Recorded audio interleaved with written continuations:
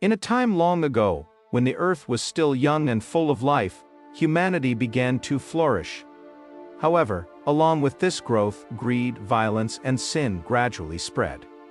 The moral values that God had taught from the beginning were forgotten. Society descended into chaos, where the strong oppressed the weak, where people killed one another just to gain power, wealth, and personal satisfaction. God, from his heavenly throne, silently observed this downfall. He felt heartbroken for the children he had created with love who had fallen into the path of sin. Wickedness spread everywhere, corrupting everything on earth. Even the once innocent creatures were affected by the sins of humanity. One day, God decided that things could not continue like this. The earth needed to be cleansed, a complete renewal so that the world could return to its original state, a place of purity and harmony. But he did not wish to destroy everything, for there was still one light left in the darkness of the world: Noah. Noah was a righteous man, completely different from those around him. He lived a simple life, unaffected by the temptations of the world. He feared and worshipped God, always adhering to his teachings. Noah and his family were the only ones who still held firm to their faith in God amidst a world spiritually and morally ruined. One night, when the sky had darkened, Noah sat quietly in his wooden house. Outside, the wind blew through the hills, carrying with it the whispers of nature. Although he could not see it, Noah could feel the presence of God, a divine energy enveloping him. And then, in that quiet space, God's voice resonated, powerful yet gentle, carrying with it an infinite strength. "Noah," God spoke, his voice echoing from the depths of the void, "I have witnessed the spread of sin on earth, and my heart aches at what mankind has become. Their wickedness has exceeded its limits. But you, Noah, have kept your faith, living righteously in my sight. Because of this, I will save you and your family from the great flood that is to come." Although Noah knew that God always guided him, he could not help but feel fear at the vision that God described. A great flood would come, submerging the entire world. All life would be destroyed, except for Noah and what God had chosen to save. But God continued to speak, giving him a detailed plan. "Make for yourself an ark," God said. "This ark must be large enough to hold your family along with a pair of every living creature on earth. The ark must be made of cypress wood and have very specific dimensions: 300 cubits long, 50 cubits wide, and 30 cubits high. Coat it with pitch inside and out to protect it from water. It will have 3 levels, and you must build rooms for each kind of animal. You will prepare food to sustain the life of all creatures during the time the rain falls." Noah listened to God's words and deeply understood the gravity of the task he was given. This work required tremendous strength, time, and faith, but Noah did not doubt or question for a moment. He knew that God had commanded him for a righteous reason, and he had to obey. From that day on, Noah set to work. The first task that Noah and his sons had to undertake was selecting the best cypress trees, strong and durable wood that could withstand the force of the relentless waves and rain of the great flood. They ventured deep into the forest, carefully choosing each tree, discarding those with signs of decay or weakness. Tall and mighty cypress trees were felled, carved, and prepared for the construction of the ark. This work required not only physical strength, but also skill and craftsmanship. Noah and his sons had to carve the wood precisely so that each plank would fit together perfectly. Without modern machinery, every task was done by hand, from sawing the wood and smoothing its surface to joining the pieces together. Day by day, the frame of the ark gradually took shape. At first, the initial parts of the ark were merely a bare skeleton, but slowly, with each precisely fitted cypress plank, the ark began to take on a clearer form. The massive and sturdy frame stretched over 137 meters, a colossal structure, far beyond what people of that time could have imagined. Noah and his sons worked tirelessly. Despite their exhaustion, they did not stop. They were not just building an ordinary boat, They had to design it to be strong and resilient enough to withstand the force of the floodwaters. Noah oversaw every small detail, from ensuring that the wood was fitted together without any gaps, to reinforcing the corners and strengthening the overall structure of the ark. When the frame of the ark was completed, Noah recalled God's instructions about coating the inside and outside of the ark with tar or pitch to waterproof it.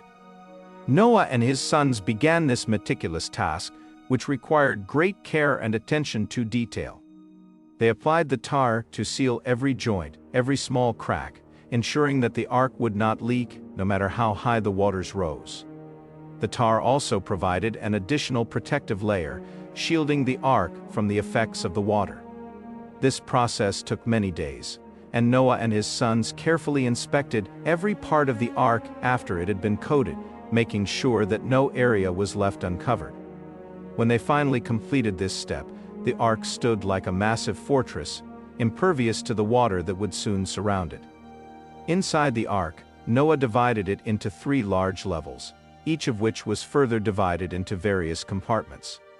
This was no easy task, as Noah had to estimate the size of each compartment based on the animals that would live there. He had to design large enclosures for big animals like elephants, giraffes, and predators, such as lions and tigers. Smaller compartments were built for birds and reptiles. Each enclosure was not only constructed to be sturdy, but also tailored to meet the needs of the specific animals.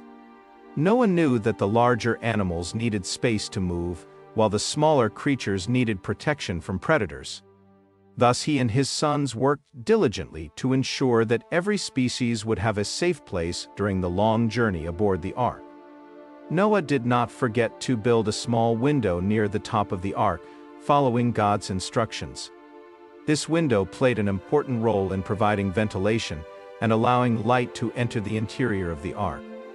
This helped create a more comfortable living environment for the animals and Noah's family throughout the duration of the Great Flood. The light from the window shone down through the 3 levels of the ark, helping to sustain life inside. Throughout the construction of the ark, Noah and his family not only faced the difficulty of the labor, but also endured the mockery of the people around them. Every day, as Noah and his sons worked, the local townspeople would stop to watch and laugh at them. They couldn't understand why Noah would believe in a great flood that no one had ever seen. They called him a madman, someone who had lost his mind for believing in a fanciful promise from the heavens. But Noah was undeterred. He continued with his work, holding fast to his faith that God's word was true, and that the task he was undertaking would save his family along with all the animals. He knew that he was fulfilling a sacred mission, and refused to let anyone shake his resolve. When the final task was completed, Noah and his family stood silently, gazing at the enormous ark in the middle of the vast field. It was no longer a dream or a distant prophecy, but a reality. The ark stood tall, like a testament to faith and perseverance. It was ready for the great flood that was to come, and it was the only refuge for the survival of the world. Inside the ark, everything had been carefully prepared. The compartments were finished, the food supplies were stocked, and the ark had been sealed completely to withstand the power of the great flood. Noah knew that the critical moment was drawing near. His ark was not just a physical structure, but a symbol of faith and divine protection from God. In that moment, Noah felt a deep sense of peace. He knew that he had fulfilled his duty according to God's will, and now everything was in his hands. And then, one day, as the sky began to change, Noah heard God's voice once again. He told Noah to prepare everything. The great flood was approaching, and it was time to gather the animals. Noah and his family set to work preparing food for all the animals that would board the ark. They gathered wheat, grains, fruits, and various types of food suitable for each kind of creature.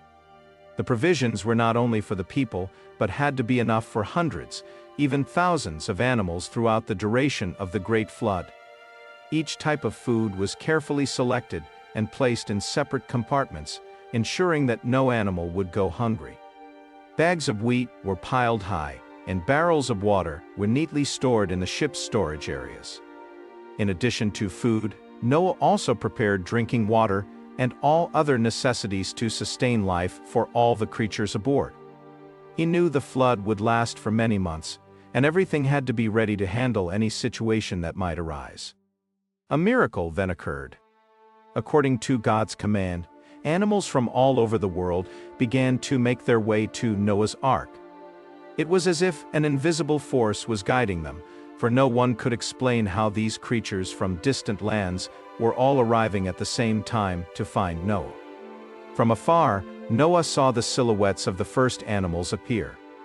They were pairs of lions from the African savanna with their golden manes and sharp eyes.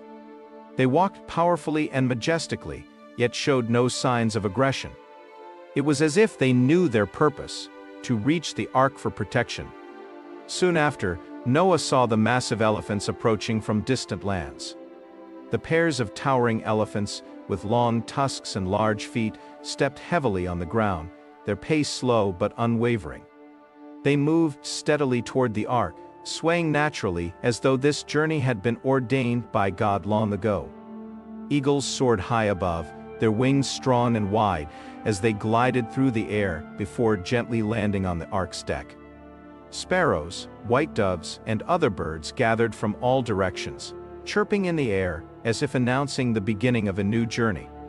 The white doves, symbols of peace and purity, flew in flocks, and they would later become one of the important creatures in the sacred rituals to come. In addition to the common animals, Noah was also instructed by God to gather 7 pairs of clean animals. These were considered pure and would be used in sacrificial offerings after the Great Flood. These animals included livestock such as sheep and goats, as well as white doves, symbols of purification and sacrifice. Noah carefully arranged these animals into special compartments, where they would be kept safe for their sacred mission later on. When at last, all the animals had been brought aboard the ark, Noah and his family also entered. The space inside the ark was no longer empty. The sounds of the animals echoed throughout the vessel, from the roars of lions to the chirping of birds, all preparing for an unprecedented journey. And then, God, in his infinite power, closed the massive door of the ark himself. The great door slowly shut, like a final act of divine protection from God. It was a solemn moment, a sign that everything was now ready, that Noah, his family, and all the creatures inside the ark were now protected from the impending catastrophic flood. Outside, the sky began to darken, and thick clouds spread across the heavens, but inside the ark, there was an extraordinary sense of peace. Noah and his family sat together, with absolute faith that God would keep his promise and safeguard them through this terrible trial. The great flood was drawing near, but with the protection of the ark that Noah had built according to God's instructions, everything was prepared for what was about to happen. The sky, once bright with radiant sunlight, suddenly darkened as if it had been covered by a giant hand. Thick black clouds gathered from all directions, swirling and engulfing every mountain, valley, and plain. An eerie silence spread everywhere, as if the entire earth was holding its breath, awaiting the beginning of a divine wrath. The wind began to howl, tearing through the treetops, and the air grew heavy with the stifling anticipation of a terrible storm. Blinding flashes of lightning ripped through the sky, splitting the atmosphere into fragments of light and darkness. And then, as if creation could no longer bear it, the heavens opened. The first drops of rain began to fall, large and heavy, hitting the ground like dark pearls. At first it was just a normal shower, but soon this gentle rain turned into a torrential downpour, relentless, as if all of heaven was pouring its vast waters down onto the earth. The water poured down from the sky without end, like waterfalls cascading from above with unstoppable force. Rain not only fell from the heavens, but water also surged up from the earth, from the deepest cracks of the ground, flooding everything in its path. Rivers, once peaceful, suddenly became furious, overflowing their banks and sweeping away everything in their way. Small streams turned into mighty torrents, roaring as they crashed down, shattering rocks and soil. The seas, as if stirred by the chaos, rage, creating enormous waves that slammed into the shore, sweeping away houses, trees, and all life in their path. The water rose higher and higher with alarming speed, and nothing could stop it. Within hours, the once fertile fields were transformed into a vast ocean. Villages were swallowed by the rising waters, and the cries of sorrow and pleas for help echoed everywhere, but no one could hear them amidst the wild storm's fury. While chaos and destruction reigned outside, inside Noah's Ark there was a strange peace. All the animals, from lions and elephants to birds and livestock, remained quiet in their compartments, as if they knew this was their only refuge. Noah's family sat together, hand in hand, praying and trusting in God, believing that He would protect them amidst this terrible devastation. The rain continued to fall for 40 days and 40 nights. With each passing day, the water rose higher, drowning out every sign of life. The tallest mountains and hills, once towering and steadfast, were now submerged. The earth had transformed into a boundless ocean where all traces of human life had been erased. Each day on the ark was a test of patience. Noah and his family prayed constantly, thanking God for protecting them through the terrible flood. Although complete destruction raged outside, inside the ark, they felt safe. The ark's peace and stillness stood in stark contrast to the wild fury of nature outside. Each morning, as the faint light streamed through the small window of the ark, Noah and his sons began another busy day. They had to inspect every animal compartment, making sure all the creatures were safe and healthy. There was no time for long rests, as hundreds of animals depended on them. With his skill and experience, Noah organized life on the ark as efficiently as possible. He assigned tasks to his sons and daughters-in-law, with each person responsible for a different section of the ark. Shem took care of the herbivores, such as elephants, cattle, and giraffes. Ham managed the birds and reptiles from eagles to small lizards. Japheth was responsible for the carnivores, such as lions, tigers, and bears, ensuring they were safely separated from the other animals. Taking care of food for all the animals was a monumental task. Noah and his family had prepared a large supply of provisions before boarding the ark, but the daily distribution and management required meticulous attention. The various types of food were carefully stored in special compartments, and each animal was given the exact type of food it needed. Shem had to ensure that the large animals, like elephants and cattle, received enough hay and greenery. Ham frequently checked the containers of seeds and fruits for the birds, from the small sparrows to the powerful eagles. Japheth handled the portions of dried meat for the carnivores, making sure they were well fed without posing a danger to the other animals. Water was a major challenge on the ark, but Noah had planned carefully. Large water barrels were stored on board, and each day they had to carefully distribute water to all the animals.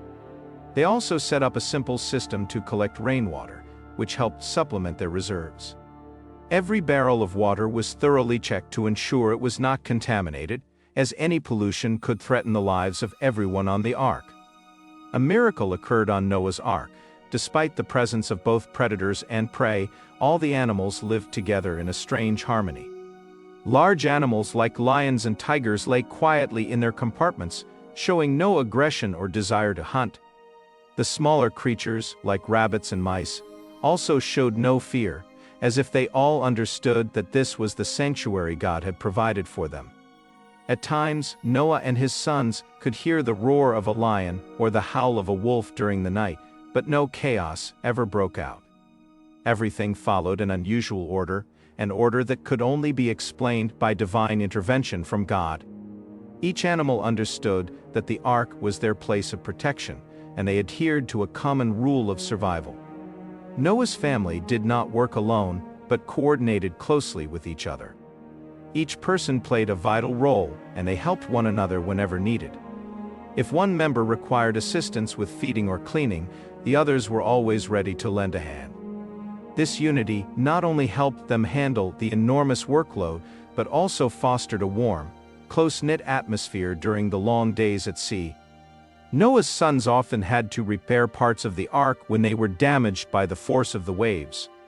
Wooden planks, battered by the strong seas, needed to be reinforced and sealed with pitch to prevent water from leaking inside.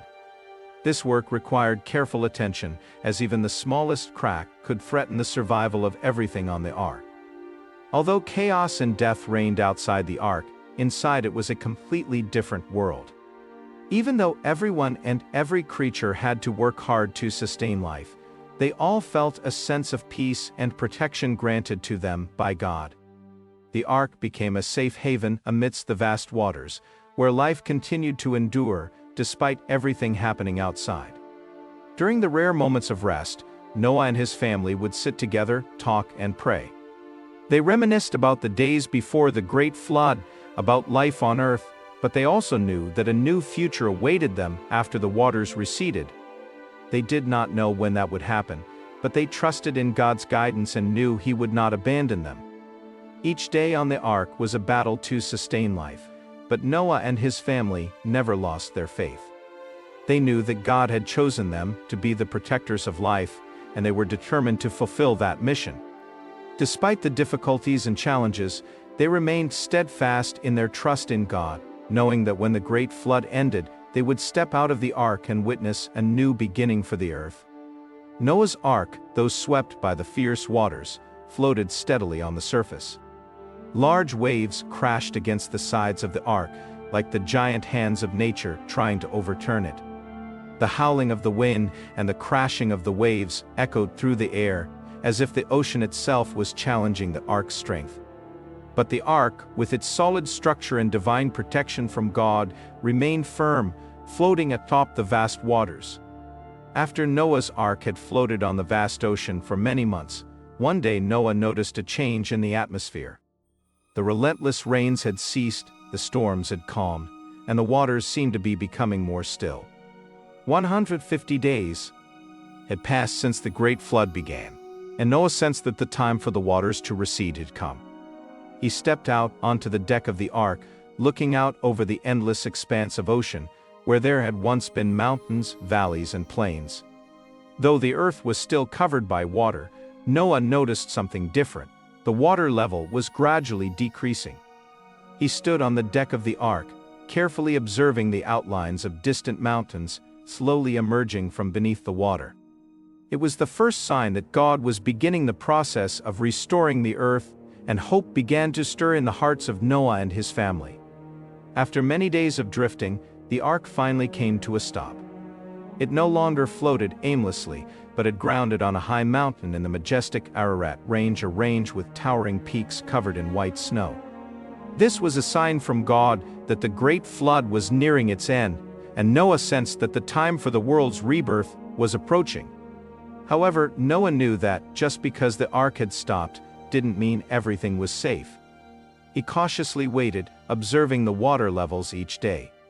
The waters receded gradually, but many more weeks passed before Noah could be certain that the ground had dried and vegetation had begun to grow again. He knew he could not rush. Everything had to happen according to God's will. To confirm that the waters had fully receded, Noah decided to send a messenger from the ark, a strong raven. He opened a small window on the side of the ark and released the raven. It took flight, powerfully flapping its wings through the sky. Noah watched its path, hoping it would return with a good sign. But as time passed, the raven did not come back. Noah understood this to mean that the raven had found a place to rest, perhaps on a mountaintop or on the branches of trees that had begun to emerge from beneath the water. However, Noah wanted a clearer sign. After some time, he decided to release a dove, a bird known for its intelligence and ability to find safe refuge. The dove flew out from the ark, gliding through the cool blue sky, but it did not find a place to land. After circling the area, it returned to the ark, perching on Noah's hand as if to signal that the ground was not yet dry. Undeterred, Noah patiently waited another 7 days before releasing the dove once again. This time, when the dove returned, it carried a symbol of hope, a fresh olive branch in its beak. Noah smiled as he saw the branch. It was the clearest sign from nature that the waters had receded and that vegetation had begun to grow again. The earth, after the terrible storm, was beginning to revive. Finally, the moment arrived. Noah opened the large door of the ark, and a rush of fresh air from the outside flowed in. After months of living in the cramped confines of the ark, the sensation of breathing in clean air and seeing sunlight was truly miraculous. The sky was no longer filled with dark gray clouds, but instead was a clear, brilliant blue, signaling a new beginning. Noah and his family stepped out of the ark under the radiant sunlight of a new day. They saw a world entirely different from what had existed before the great flood. The distant mountains were now fresh and peaceful, with greenery beginning to spring up from the earth. The damp ground still bore the traces of the flood, but new shoots were emerging, signaling the rebirth of life. Birdsong echoed through the air, and the animals began to exit the ark, two by two. The large elephants slowly stepped down, their heavy footprints sinking into the soft, damp earth. The pairs of lions and tigers, now no longer aggressive, walked calmly, searching for new territories. Eagles soared into the sky, while white doves, symbols of peace, flew gracefully through the air as if to welcome the world's renewal. After Noah and his family stepped out of the ark, they faced a completely new world, pure and fresh, free from the chaos and sin of the past. They were the only survivors of the great flood, chosen by God to start anew on earth. Filled with deep gratitude, Noah decided to offer a sacrifice to God, expressing his thanks for the salvation and protection he had provided. Noah began preparing for a sacred ceremony. He and his sons searched for stones to build a simple yet solemn altar. On this altar, Noah placed the clean animals he had carefully preserved during the time on the ark. These were the animals that God had designated beforehand to be used in the sacrificial rituals after the flood. The sheep, goats, and white doves, symbols of purity and reverence, were offered up to God. As the offerings were placed on the altar, Noah and his family knelt down in prayer, their eyes lifted toward the clear blue sky above. The smoke from the sacrifice rose up, blending with the fresh morning air, ascending to the heavens as a sincere act of thanksgiving. They felt the presence of God in every gentle breeze, in every ray of sunlight that touched them. Their hearts were filled with gratitude, knowing that it was God who had saved them from the great flood, protecting them from the complete destruction of the world. In that sacred moment, God spoke to Noah, establishing a new covenant with him and all of humanity. God's voice resonated with strength, yet was filled with infinite compassion. God said, "I will establish a covenant with you, Noah, and with all your descendants. I promise that I will never again destroy the earth with a flood. Even if mankind errs or sins, I will not bring such a flood again to destroy all life." God's words brought comfort and hope to Noah and his family. They understood that this was not just a promise to them, but an eternal covenant between God and all future generations of humanity. The earth, having been cleansed, would once again become a place where life would flourish and mankind would have the opportunity to begin anew. God did not merely establish this covenant with words, He also set a sacred sign as a testament to this everlasting covenant. At that very moment, from the clear blue sky, a rainbow appeared, stretching from one horizon to the other. The rainbow, with its vibrant and bright colors, became a symbol of mercy, protection, and the boundless love that God had for the world. Noah and his family stood gazing at the rainbow with reverence. They understood that the rainbow was not just a natural phenomenon, but a sign from God, a promise that He would always protect them, and that no matter what happened, the earth would never again be destroyed by a flood. From that moment on, whenever a rainbow appeared in the sky after a rain, it would serve as a reminder of the everlasting covenant between God and humanity. The rainbow carried an even deeper meaning. It symbolized the harmony between heaven and earth, between God and mankind. Each color of the rainbow reflected different aspects of God's mercy and grace, from purity and clarity to strength and patience, all of which converged in that radiant arch. As they looked upon the rainbow, Noah and his family felt their hearts filled with hope and faith for the future. Finally, Noah's Ark, with all the life inside it, endured and overcame all the challenges of nature. Life had been preserved, and the world would once again be revived from the vast ocean.